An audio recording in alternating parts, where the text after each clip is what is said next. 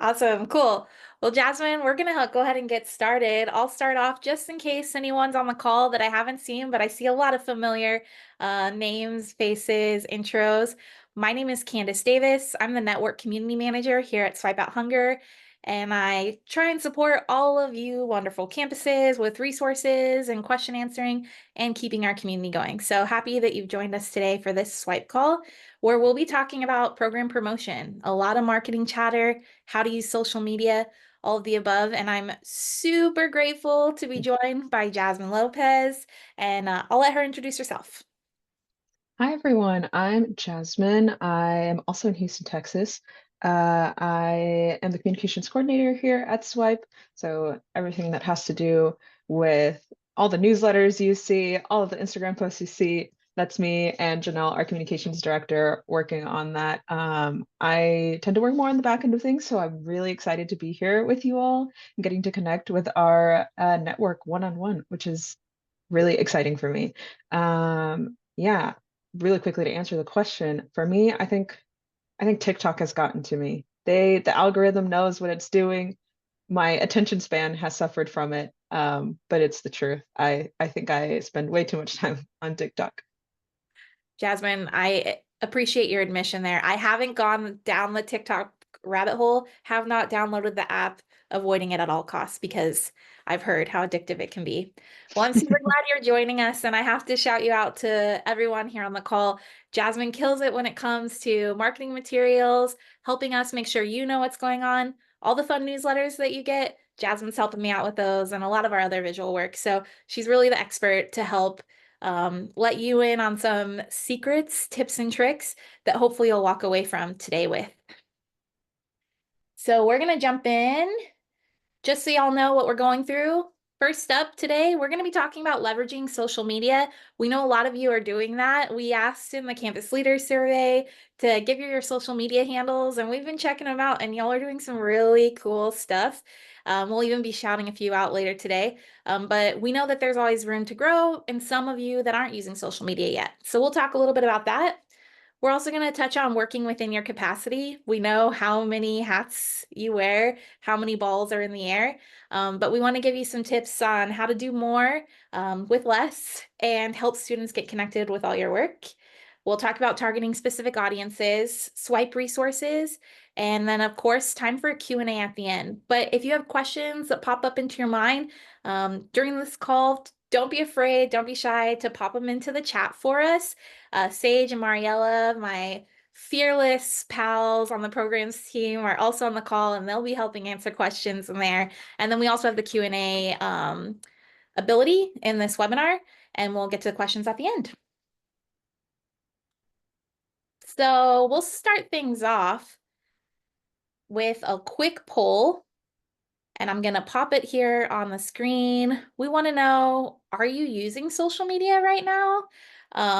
We know that some of you might be, some of you are still trying to figure it out. And we also know that some of you are sharing social media accounts with your university. And we're interested in that too, because we know that looks different than if you have full control over what you're posting or your interns do versus if you're going through a marketing office. So we just want to get an idea of where everyone stands.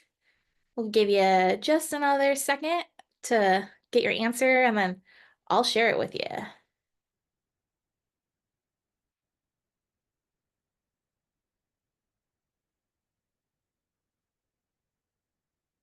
Okay. Here are the results so that everyone knows where we stand. It does look like about half of you are using social media and loving it. And then a good chunk are still sharing with your university, which is also great. I think it gets you in front of a lot more of an audience. And then a few that we might be able to win over today as we walk through this conversation. So from here, I'm going to kick it off to Jasmine, and she's going to share everything she knows, social media. Yes, thank you, Candace, for the introduction. And it's really great to start with the poll, getting to see where folks are at. Very quick, the disclaimer, I'm recovering from a cold. So if you hear a bit of a cough or something weird in my voice, that's it. So bear with me. But yeah, let's get started. We're going to start with, sorry, just trying to change the, yes. We're going to start with a quick rundown of what social media platforms I think should be on your radar, what type of content can be shared on there, and any points, any recommendations I have concerning these specific platforms. So to start with, we have Instagram. The type of content that you see on here are reels. So those are like short form videos. Um, I don't think I've seen anything longer than like a minute. We also have grid posts. So those are your standard photos and captions. Stories, which are photos and videos you can upload for 24 hours. So after 24 hours, they're gone, and DMs or direct messages. Um, Stories and DMs, I would say, are more casual. They're more about in the moment content, and are really for friends and followers. Well, everyone can see them, but well, not your DMs, not your direct messages, but it's again more like casual content that personally, if you are someone who's doing all the marketing by yourself, then this is a great option for you to share content without having to worry about designing something very complex. You can quickly upload a story, quickly send a DM, and then the feed that includes your reels and your grid posts. Those are predominantly used by creators and brands. Um, Instagram, in my experience, has been used, is turning into a sort of, or it can be used like a search function of sorts, like how you would go on Google to look up an organization. Um, Folks are now using Instagram to look up an organization and hoping to find a lot of information about them on their Instagram page. So I think that's something to keep in mind. And we'll talk a bit later about the type of content you can share. So any content ideas, and that'll be included in there. But yeah, just bringing that up now. And then I also wanted to highlight the fact that we have a newer function on Instagram called broadcast channels. So this works as a sort of like group chat that folks can, your audience can opt into or subscribe. You can think of it like a social media notice board. So you can share updates, and I think this is a really great function to help build community or help folks feel closer to your program. And then for our next platform, we have TikTok. So like I mentioned, I spent way too much time on TikTok. TikTok does a great job of keeping you engaged. But for the type of content you see on here, it's predominantly videos, short form videos, I would say anything from like 15 seconds to 3 minutes. I think technically you can upload up to 10 minutes, but I really would not recommend that. When folks hop on TikTok, they're not there to watch long videos. And then also just generally, it is very difficult to keep someone's attention for 10 minutes. So on the positive side, you don't have to worry about creating a very long video when it comes to TikTok. And then you can also post photo carousels. So those are just regular photos in a slide format. Those also do pretty well. As for the type of content that you would see on TikTok, it's mostly, or the type of content that does well, is trend focused. It's important to keep an eye out for what's doing well on there. And if you post similar content, it will get more engagement, have a wider reach. A really great thing about TikTok as well is that I think storytelling does really well on there.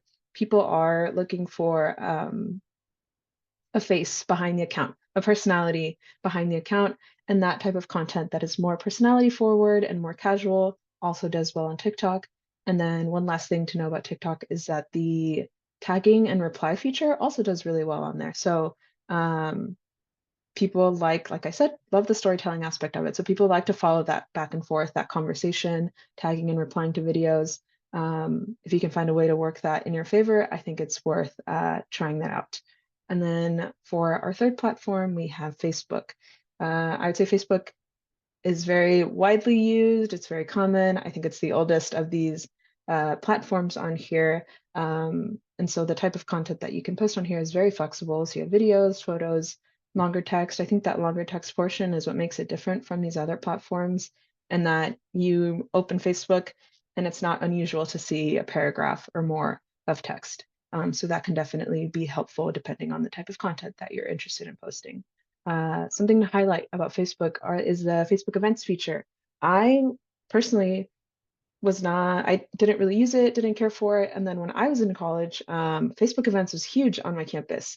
which surprised me because, as you saw that I highlighted below, I used to think Facebook wasn't very popular with the college age demographic, but it's not a generalization. I think some campuses use it, and if your campus is the one that does that, I think this is a really great function to take advantage of. Um, your audience really benefits from this because there's one place they can look at to know everything about your event. And then as the host, it's also really great because you can uh, post updates, answer folks' questions, and then also keep somewhat accurate track of people that are interested in the event. So definitely look into that and see if your campus is one of those campuses that has an active Facebook community, and this could be a really great feature to take advantage of. And then lastly, you can also use Facebook for fundraising. Um, I think Facebook has a fundraising feature, but you can also, if you have fundraising content that you've already drafted up, because Facebook is so flexible in the type of media you can upload, it's very easy to just transfer that content that's already drafted up, placing it on Facebook. And then moving on to our other last two platforms, we have Twitter, or technically X. I will always call it Twitter. Uh, Twitter is mostly short form text, so 1 to 2 sentences. Maybe you'll see a paragraph. Uh, and it is a lot more news oriented, more general discourse, popular discourse, political moments. You can go on Twitter to engage in all of that.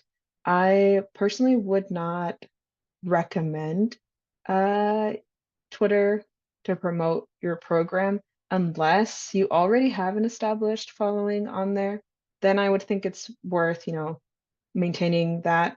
And otherwise, I think your time is better spent on other platforms. Um, Twitter's algorithm is very hard to predict. So it's very hard for your content to reach your intended audience, first of all. And then second, it's hard for that content to reach your audience in a timely manner because the algorithm is not necessarily shared in a chronological order. Um, and then also, I mean, Twitter is like constantly in the news about how many issues are happening on their back end. So again, algorithms hard to predict. Unless you have an established following, I suggest you look into other platforms.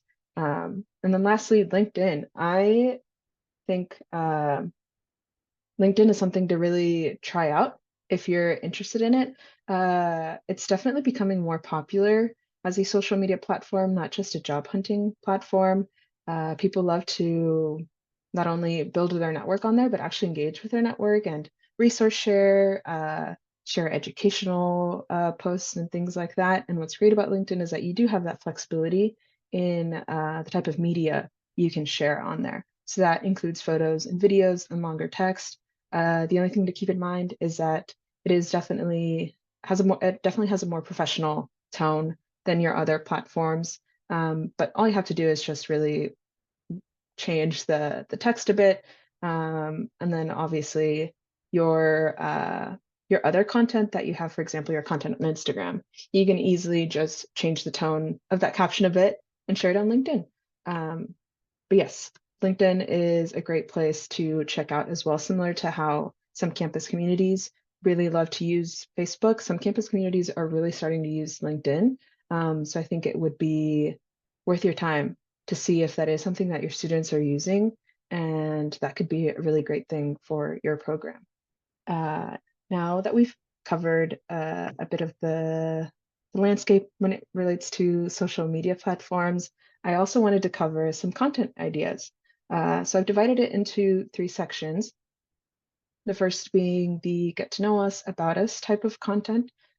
As we all know, it's very important for students to feel welcome when they interact with our program, and marketing can be a really great way to make students feel familiar with your program before they even step foot in your space, before they even interact with anyone on staff. Uh, People who, like I said, people can use social media as a search engine of sorts. And this can be their first interaction with your program. And if you're intentional about that, it can be a really great thing. When it comes to more specific ideas about what type of content this can look like, that can be staff bios, your program's origin story, or even just your hours and your schedule, a description of how to get involved, whether that's accessing your resources or maybe community members who want to become a part of your program. And then also a description of your services and resources. When it comes to the platforms that this would do well on, obviously this can be shared across any platform, but I wanted to highlight that on Instagram, there is a pin feature. So you can select a post that you've made on there to be the first post that shows up on your Instagram page. So if you have a post detailing your services and resources, that would be a really great post to pin and have at the top of your Instagram page so that when a new student is trying to learn more about your program, that can be the first thing they see. Uh, and then for TikTok, like I mentioned, storytelling does really well on there, and showcasing personality also does really well on there. So that could be a really great place to share more about your staff, to share more about the origins of your program, and help people feel familiar with your program before even meeting you, which can be really great in helping students be excited about accessing your resource, your program. And then lastly, like I said, LinkedIn is great for resource sharing. So any information with regards to what your program offers or when your program is available can be great to share on LinkedIn. And then for our second bucket of content ideas, we have announcements and events. This is pretty straightforward. This is what I think we use marketing the most for, right? Letting people know what's happening, if there are any updates in regards to your program. One recommendation I would have for this type of content is to keep it concise. I think, as we all know, we scroll on our own social media, we see how much content there is to see. People are always fighting for attention on there. So when it comes to announcements and events, I think shorter is better. That doesn't mean shorter has to be like dry, but shorter can be catchier, can be more direct, and help people have a clear idea of what it is you're sharing with them from the very start. Uh, as for specifics on the type of content that this includes, that can be internships that your program is offering, job openings, whether it's what your program is offering, or job openings and internships that you think your students would benefit from with other organizations or departments. Also announcing any new items or resources that your program has, location or schedule changes, donation drives, online or in-person events. Um, just like the other content, this can be shared anywhere. But I think Instagram, like we mentioned, has that newer feature called broadcast channels. This could be a really great place to do that and can be pretty low effort. All you have to do is draft up that message and share it out. Or on Instagram stories, which, like I said, are the videos and photos that are gone within after 24 hours. Those are more about in the moment updates. That can also be a great place to share these types of things. And on Facebook, like I said, we have Facebook events. And on Twitter, if you already have an established following on there, then it can be pretty easy to just draft up a quick tweet. Or I guess now they're not called tweets. I don't know what they're called. And then lastly, LinkedIn. Especially for internship openings and resource sharing, that can be a great place to do that on LinkedIn, and that can help a lot with widening your reach. And then for our third bucket and last bucket, we have educational and how-to content. So this type of content, I would say, is a step beyond the type of content that we just shared. The other type of content is like things you need to have shared out. I wouldn't say that like this educational content is like necessary, but I think it is necessary if you're trying to maintain your audience, if you're trying to create that longer lasting connection, because folks will come to your page to, find your hours, to see if they can find a description about a specific type of service you offer. But to keep them there is where you want to maybe try these learning opportunities for your audience. And then can also be really instrumental in also expanding your reach. This type of content is content people love to share. I mean, just look internally and see that when you're scrolling on social media, what are the types of posts that make you think, oh, this person would love to read this, or oh, I should share this with my network. This could be really helpful. So I encourage you to be on the other end of that to try to generate that content. So specific ideas include your program or your pantry's impact, defining key terms as it relates to food security or basic needs in general, pantry tours, having a walkthrough of what it's like to visit your pantry, especially if there are any, I don't know, if there's a check-in process, having that be a video can be really helpful for students. Uh, Also detailing how to host a food or donation drive, how to decrease food waste or easy meal recipes. These are all things that I think people find very useful, and then also is something that folks will want to share and expand the reach of your social media. Again, this can all be shared across all platforms. Specifically on TikTok, I think the walkthrough I mentioned, things like that, can do really well on TikTok and LinkedIn as well. And then lastly, one quick shameless plug, tag us so we can engage with your content as well and make sure that we're following you. You'll see down below at the slide that we have our handle for Instagram, LinkedIn, and TikTok at Swipe Out Hunger, and just Swipe Hunger for Twitter. But I am gonna pass it back to Candice. Thank you so much, Jasmine. Those were great starting tips and tricks, and hopefully some fresh ideas for content that we could use to bring all kinds of different students in. And lucky for us, y'all have been sharing great content on social media and sharing those handles with us. So for those of you who need some inspiration or maybe new to this, I wanted to call out a couple programs that we've been following and seeing that they're using some of these tips and tricks, have the diversity of content, especially around getting to know us. It's fall and we have a lot of new students on our campuses that may not know about the programs that are being offered or who to reach out to. So I want to kind of highlight this. University of Montana, really cool 2 Instagram pages with lots of different funny and fun on trend content, which we know attracts students. So look there if you're interested in that. Boise State University, a lot of educational content, welcoming folks to the campus, great stuff. Western Illinois University is using a Facebook page. So feel free to check out what that could look like if your campus has a Facebook following. And then Utah State University, YouTube. I know that some folks dropped in here, they love to consume YouTube content, and you're not alone in that, at least when it comes to me. And what I saw Utah State doing is some really great educational and insightful videos that could help people learn about food insecurity, both as a whole and on their campus, and how they can get connected to resources. So these are all hyperlinked. When we send out the presentation on our Slack channel and by email, you'll be able to click in there. But do check those out if you're looking for some fresh content.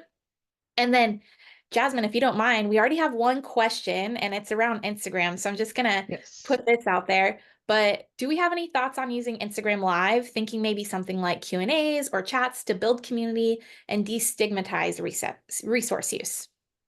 Yeah, no, that's a great idea. Yeah, I think it can be a really good building point for community building, especially. One thing I would recommend is marketing that IG Live. So making it an event of its own, helping people get excited for it. I think it's harder to get an audience if you kind of just do it without announcing it. So I would suggest building it up, help people get excited about the Instagram Live happening, have people send questions in advance. Even if you can collaborate with other organizations on that, so getting their account to participate in your Instagram Live as well can really help, especially with the destigmatizing aspect that you mentioned.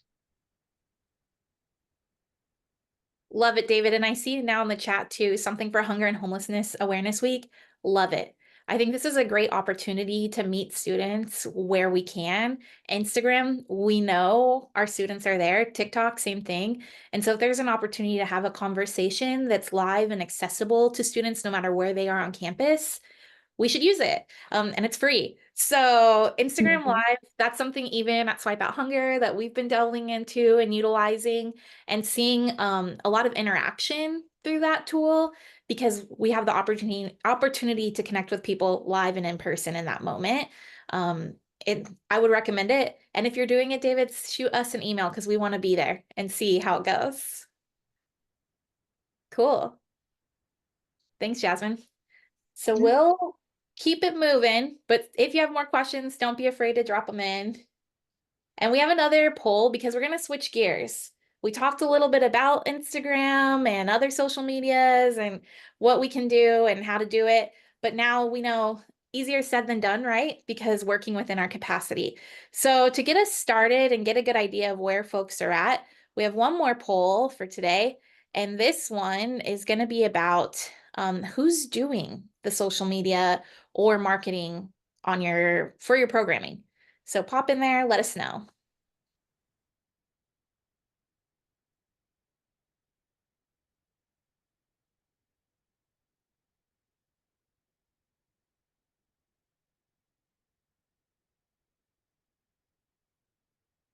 Just one more moment. Thank you all for jumping in the poll. Taylor, I see your question. We're going to save it towards the end, but that is so good. And I want to hear Jasmine's thoughts on it.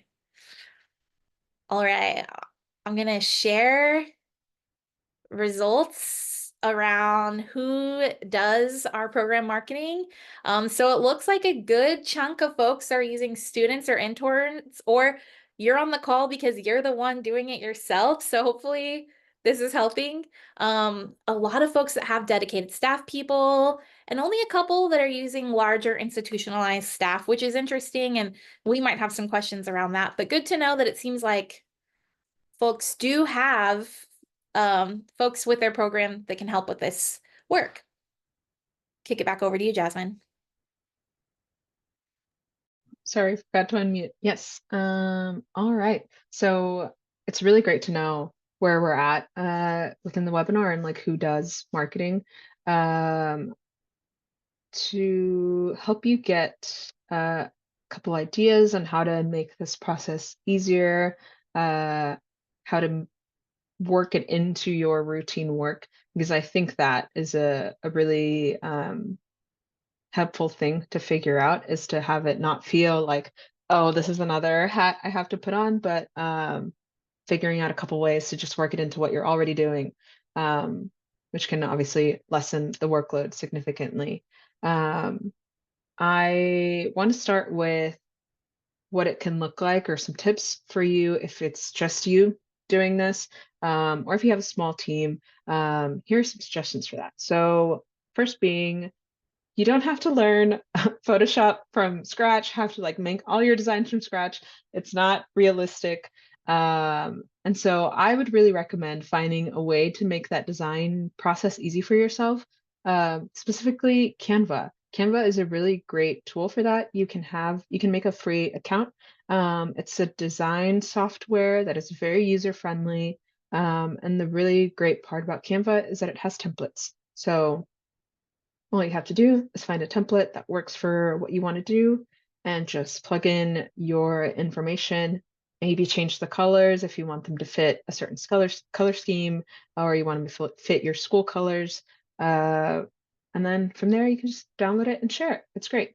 You can, yes, I saw someone in the chat say that nonprofits get Canva Pro for free, which is a really great point. We love that it's free. I think even there's still a free version. I think students, I'll have to double check on that, but I think students were able to get a sort of like education version of the account. Um, Point is, just some quick Google searching, and there will definitely be a free version of Canva available at the very least. Um, Another suggestion is to hire student interns or volunteers. Uh, Students are always looking for experience, or maybe the students are already involved in your program. Some of them might have an interest in this type of work in marketing and in communications, and this can be a really great opportunity for them to grow those skills and obviously help out the program as well. And then for a third suggestion, I think something that, like I mentioned earlier, that is really helpful is to find a way to work in these tasks into what you're already doing. So, for example, if you host a food drive every December, and you already know that's coming up, uh, that's a lot of content you don't have to worry about anymore when it comes to your Instagram because you know you have that event at that time. So you can start planning that ahead of time. You already know what type of information it is you need to share. Um, and using scheduling can be really helpful towards yeah, you don't have to do a lot of brainstorming when it comes to those things, and so that's really helpful. And there are also websites or like software functions that can create a sort of like editorial calendar for you. And I'm a very visual person, so it's really helpful to have those ideas all in one place. And can also help if you're a small team to have a reference point as to what is being posted on your social media. You might be surprised as to how easy it is to fill that out. And then my last suggestion would be to reuse your content. Um, I don't think every single post needs to be an original post from scratch and like from the design to the caption. You can definitely reuse your content across platforms. And then also, if you have a template, all you have to do is update it, and it's like one less step to worry about. And then I would also encourage you that when you're doing your own scrolling, when you're on your social media, if there's an account that catches your eye, just taking a couple seconds to note what is it that I liked about this post? What is it that I liked about this caption? And finding a way to apply that to your own content. Yeah, it's not, I don't think it's realistic to like expect ourselves to have this like giant brainstorming session of like everything you're going to post and it's all original. It's a I actually think it's very fun to like get inspired by the other type of content that you see. So I would really recommend that, especially if you are the only one working on your marketing or you have a smaller team. But I will pass it to Candace to let you know what it's like when it comes to having a dedicated marketing team. Thank you so much, Jasmine. As I mentioned at the beginning, Jasmine kills it when it comes to helping me and our team and our whole organization promote the work that we're doing. And so we are lucky enough to have a dedicated marketing team, but I want to make sure y'all are thinking about that on your campuses too. While some of you know, yes, I have a marketing team, some of you also have great student interns, student volunteers, students that are doing this already maybe for fun, or they're taking marketing classes. I see that we're talking about practicum work. There's an opportunity here to leverage our students that are on campus to help us get the word out and to use some of their skills. So those folks could be your dedicated marketing team as well. But want to highlight, how they can support you and how we're lucky enough to get our team to support us. So one is design support. We don't all have to be the visual experts. I know folks are putting that in the chat. I fall into that category too. We're not all design pros, but happy to lean on folks that have the visual eye. Also, social media support, both knowing how the social media works a little bit better than we do, or having the time and capacity to schedule content to think about what that looks like. And other digital marketing support. We do a great job of thinking about what do we want the next month to look like? And I would encourage y'all to do that too. What do we want the next month or next quarter to look like? What are the messages that we want to get out? What's the events? And schedule them out now so then everyone knows and they have time to build that content. We're not waking up one morning and saying, oh, we need to send this out. It's planned out ahead of time and it allows you to put out newsletters or email blasts. I know some of us do have to work with the higher institution folks, and that can be political because maybe there's a diversity of messages that need to go out, or we need to get alignment on what the message should be. And so thinking ahead allows us to do that and can support, getting messages on a website where students might go a lot, getting signage places where we know there's going to be a big influx of students. And then, of course, promotional support with mailing, building mailing lists, having access to university social medias, or having access to more student lists that could help promote some of the messaging that you want to get out. And then also want to talk about targeting specific audiences. This is some of the hardest part, right? We have all the messaging, we have our social media going, and then it's how do we get to the students? How do we get to the students that might need our services? And so want to highlight a few things that you might be able to consider doing that could help you reach the students you're wanting to reach. So one is serving the folks that you're already serving, and then look at who's missing. Are we serving athletes? Are athletes coming in here? Should they be? Do they know about our services? That's a group, right? Or are we in one section of campus and we're noticing that most of the students are from the buildings around? How do we get to the other part of campus? Is it because we're not accessible, or is it because they don't know? So definitely looking at who might be missing from the folks you're already serving.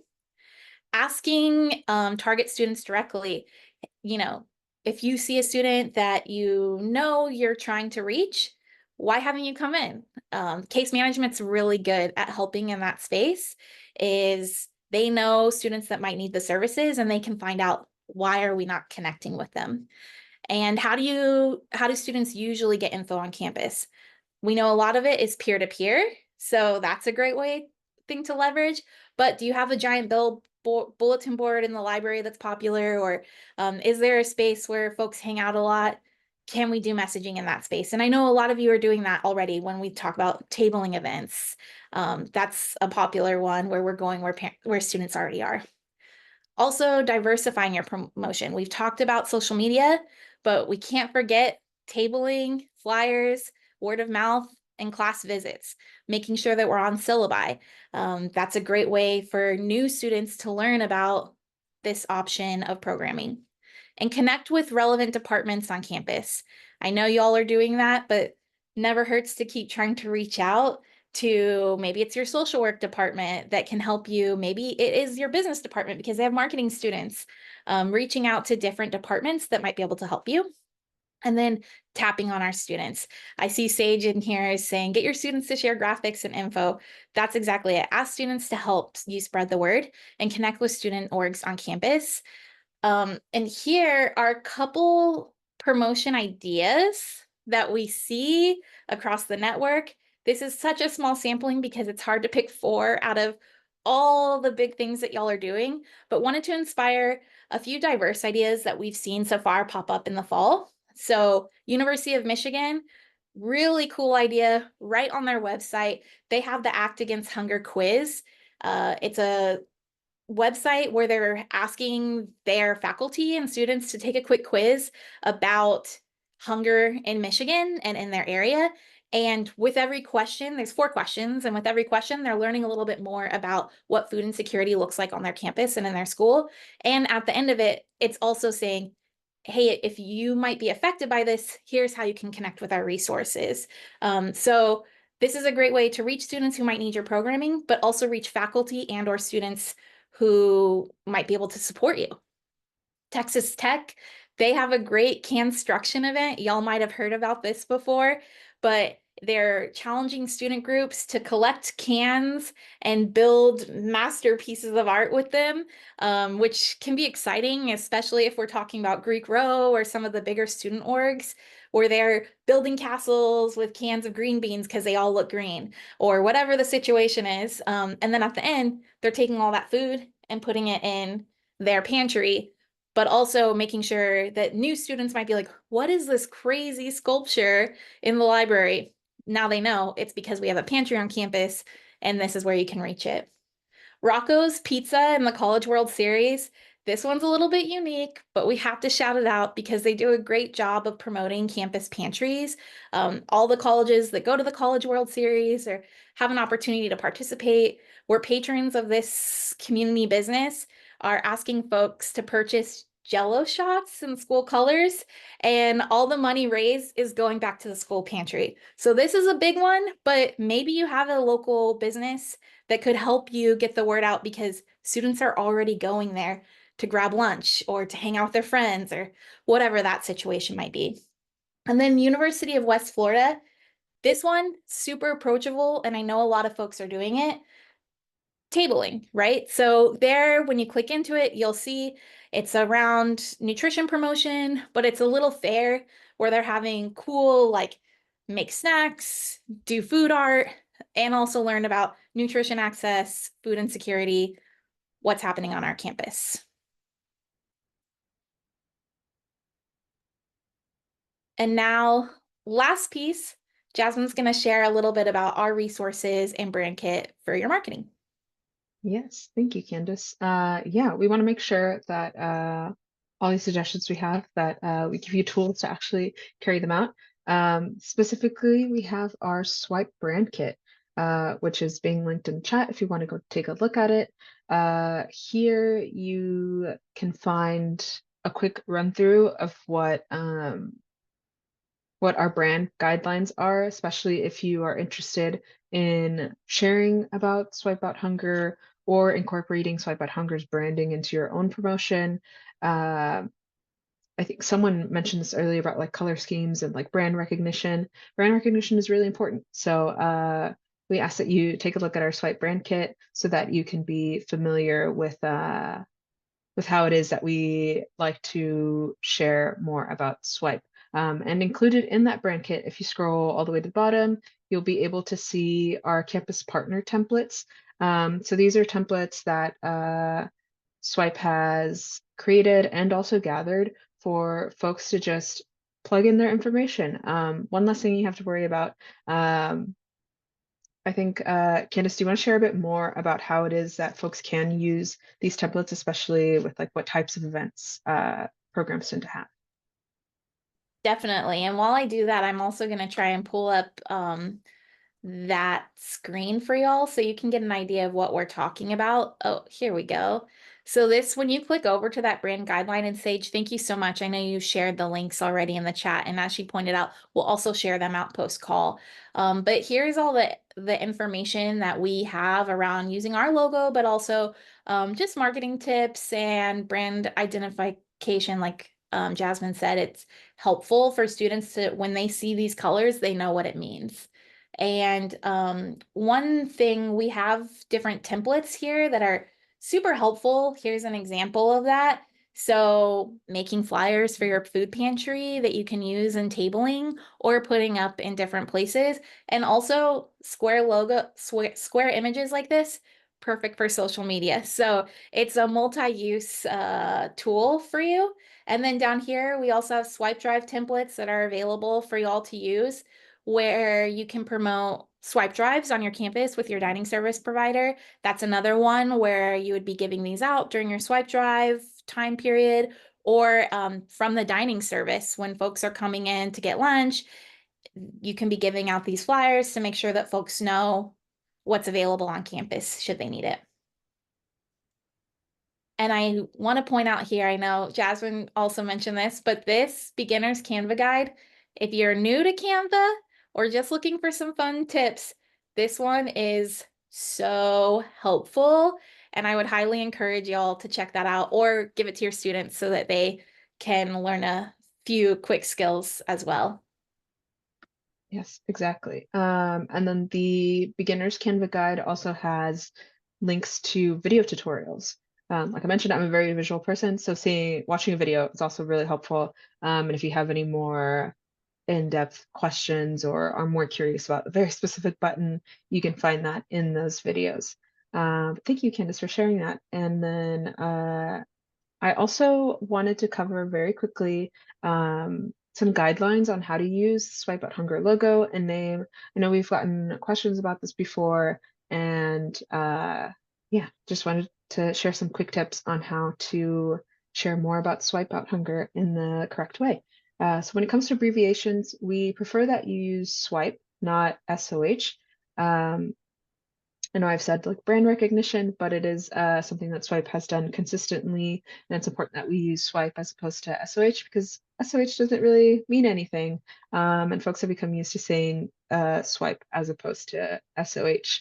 And then when naming Swipe Out Hunger, it's just Swipe Out Hunger. So we don't add the Swipe Out Hunger or the Swipe Out Hunger organization. Uh, just Swipe works perfectly. And then also, no, we ask that you don't crop our logo. So please preserve the entire logo. Don't crop out any of the words or just to make it fit, please don't crop the logo. You can just make it smaller. And if for any reason you see that a different composition of the logo might work better for what design you're making. There are also lockups, so like different versions of our logo that might fit better into your design. And then a link to all of these is included in the Swipe brand kit, so you can download those directly onto your desktop. And then two more suggestions or recommendations for our guidelines when it comes to sharing more about Swipe. So we do have approved color pairings for Swipe Out Hunger's brand. The specific like hex codes and like red, green, blue codes are on the Swipe brand kit. So if you need that, that's on there, but please only use those colors when it comes to the Swipe Out Hunger logo itself. And then please don't alter the placement of the colors. There are different color pairings on the brand kit as well, and those are all images that you can download and use. And then lastly, less is more. Uh, we encourage you to prioritize legibility when it comes to posting logos, even if it's like this I think applies to like your own campus logo as well, to prioritize having it be legible and avoid using any like busy backgrounds. If you have to, there are monochrome versions of our logo as well. And for example, an all black logo or an all white logo might make it easier to see on a busy background as opposed to a logo that also has more colors in it. And then lastly, we also ask that you avoid cluttering the logo with any text around it. Try to keep some reasonable space between any additional text that's next to the Swipe Out Hunger logo. If you do want to add your college campus name next to our logo to indicate that collaboration, we actually have the template for that in the Swipe brand kit. So you can add that pretty easily. But yeah, in general, these rules apply for when you're trying to announce a partnership with Swipe, or if you want to use our logo to promote any like Swipe chapters or your Swipe Drive program. Yeah, we ask that you please follow these guidelines so that we can keep that consistent brand appearance. Yeah, I'll hand it back to Candace. Thank you so much, Jasmine. I know we're getting close on time, but I want to see if there's any other lingering questions that folks have out there.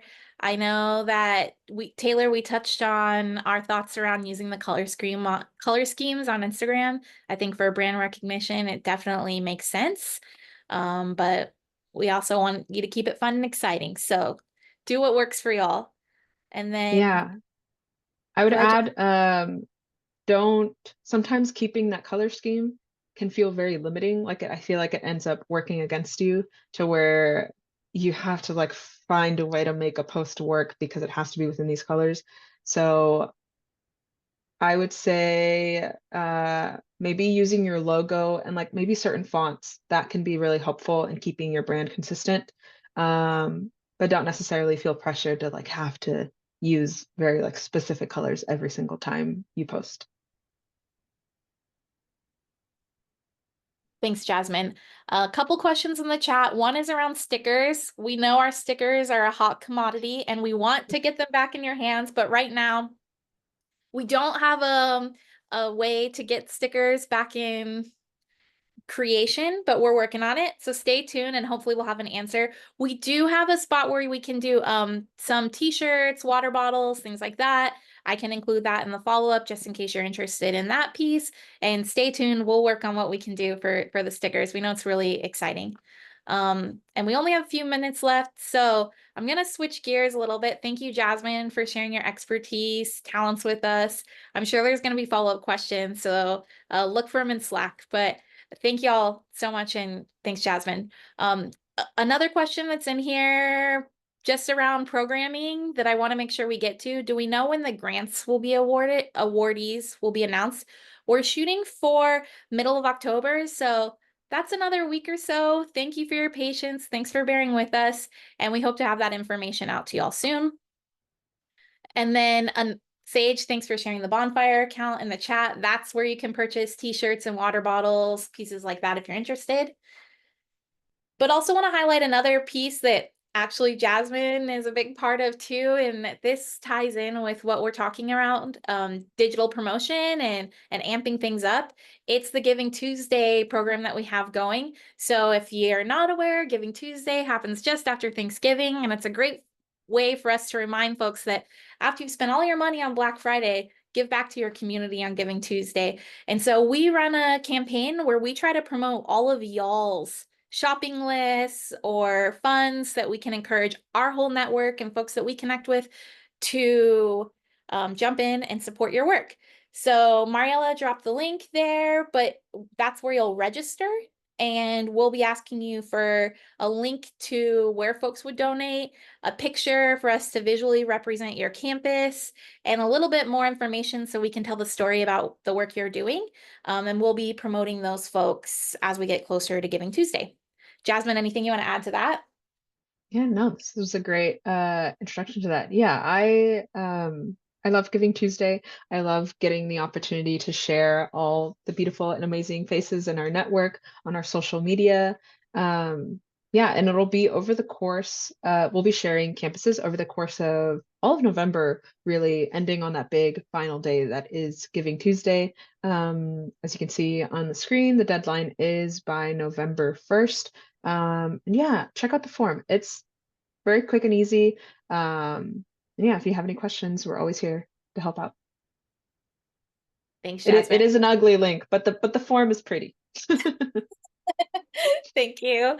And then we want to always clue in on what to expect next from Swipe Out Hunger programming team. So if you haven't yet, shameless plug, join us on Slack. It's been exciting. There's been so many more questions from the network there, which we're grateful for. And we need you to help answer the questions, but also bring your questions so we know what's driving the network and what resources we can bring to you.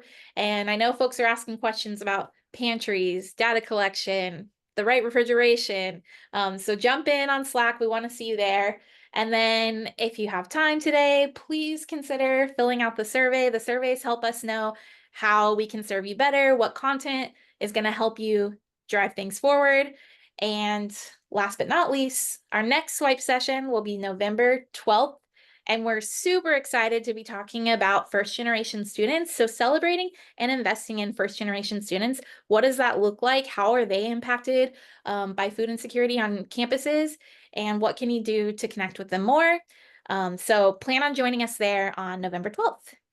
And that's all we have for today. Thank you all for staying on with us. I hope you learned something new. And stay on if you have another question. We'll be here for a few more minutes. Thank you, everyone.